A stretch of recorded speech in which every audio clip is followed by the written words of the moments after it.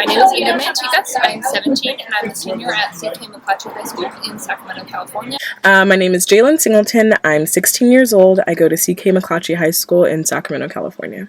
I'm Carol Ann Batten from McClatchy High School. I am 17 years old. And I'm from the Sacramento Young Feminist Alliance. So SYFA is an entirely student-run organization that unites all of the different high school feminist clubs and coalitions from throughout the Sacramento area to come together and discuss feminist activism and also to take part in it. So I feel like SYFA serves the community because it provides a place where we young women can speak our mind and also take action on issues that affect us and that we find important. SYFA also does fundraising for other organizations. Earlier this year, we had a dance to support Fem International, which is an organization that gives menstrual supplies to girls in East Africa. And we've also, our other sub-parts or sub-clubs have had fundraisers for organizations like Cash and Weave. I'm a part of a youth activacy program called Girls on the Rise. It's based in South Sacramento, and we focus on healthy food activacy in particular. We would like to give a voice more to youth, specifically minority women. South Sacramento is a food desert in which not everyone has, within a 5-mile radius, access to healthy food. In that way, we can kind of be the face of a movement because every kind of social movement have been headed by a non-minority or a male. So in this way, we can kind of tackle both aspects. One, female representation, and then two, helping a social issue in Sacramento. Through that, we hold cooking demonstrations in the Oak Park community, a community of lower socioeconomic status. We also do different community service events, whether it's making meals for the homeless or participating with other events such as Farm to Fork Festival held in the spring. Through different events like that, we're also able to put our word out there and kind of promote our conference that we have in late spring as well. I'm a co-president of CK McClatchy Eco Club. Each year, the Eco Club focuses on a particular issue on campus and proposes a grant through Project Green, and in order to promote sustainable practices on the CK McClatchy campus. So 2 years ago, the grant team won a huge sum of money to replace the toilets and the hand dryers, and the paper towel dispensers in the bathrooms. They changed the toilets to more water efficient systems, and they replaced the paper towel dispensers with hand dryers. I first got involved with SYFA because my two friends, Maddie and Celia, were in a community development program called Amigos Backyard Program. And they wanted to create an alliance between all the different feminist clubs in Sacramento. And I am the president of the McClatchy Feminist Coalition, the club at my school. So I got involved, I joined Amigos, and then we went from there. Yeah, it was kind of broadcasted through the BHC, and my mom just kind of stumbled across the email because she's kind of active in the community. Mm-hmm. And through that, I attended a summit, and then that's kind of when I started joining it. So Eco clubs seem different than the other clubs on campus, or the majority of the other student organizations on campus, because they were making real change. So I had a member of the grant team sit next to me in math class, and I heard about all the great work that she was doing, and she was actually making a difference.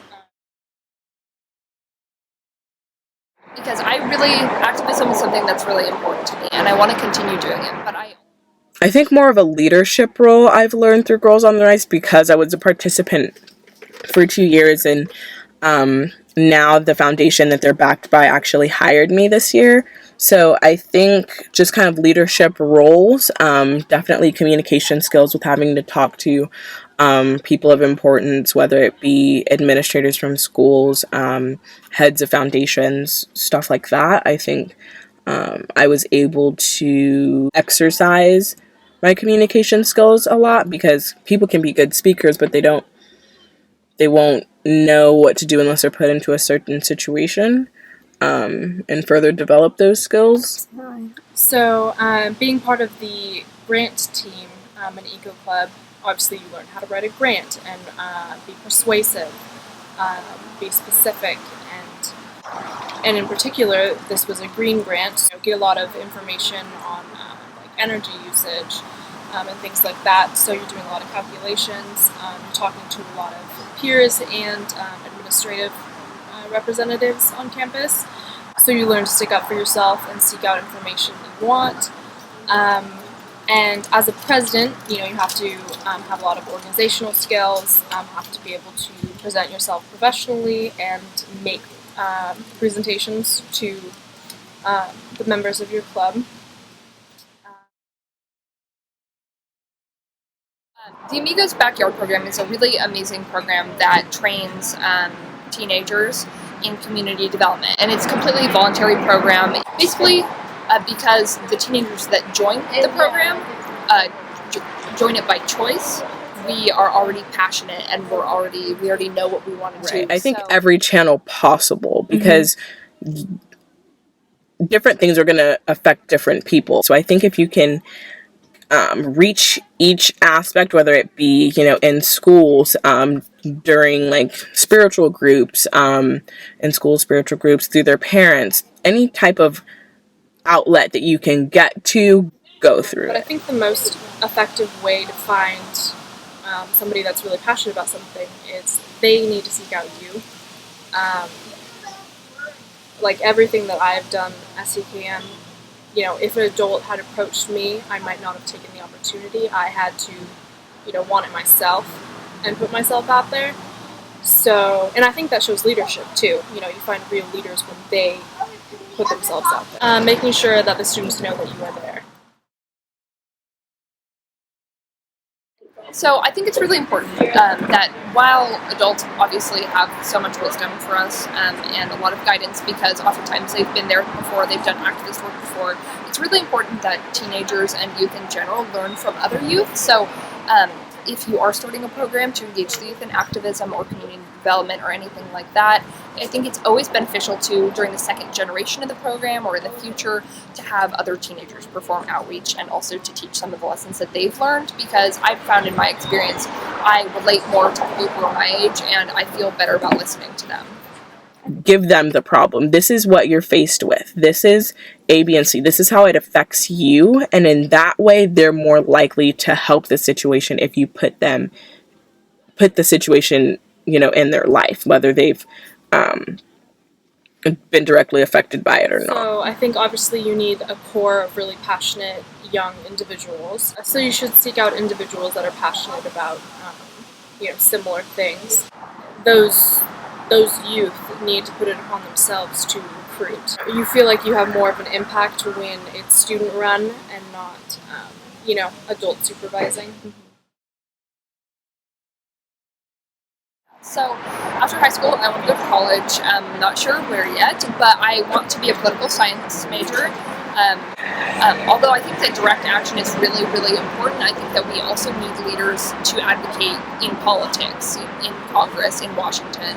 And so I'm really interested in becoming a legislative advocate for a nonprofit or running the political arm of a nonprofit, because although on-site engagement is super, super important, and I've learned a lot from being on the ground doing grassroots work, I would love to be making or to be influencing policy on a greater scale. After high school, I plan to major in clinical psychology and minor in ethnic studies. Girls on the Rise has kind of leaned me towards minoring in ethnic studies, and I hopefully am able to go to Howard University in DC for that. And Girls on the Rise has kind of wanted me to pursue going to a HBCU or historically black college instead of a PWI, which is a predominantly white institution, which I've mostly gone to the majority of my life. And kind of without Girls on the Rise, I think I probably would have stayed kind of in that pool of mostly white people. But for higher education, at least for my bachelor's, I would like to go to a historically black college to just gain different perspectives. The environment will always be important to me. When I go off to college, I'd like to minor or get a certificate in something related to environmental studies or ecological practices. I've contemplated going into law and doing environmental law. Don't know if that'll happen. But yeah, it'll always be very important to me.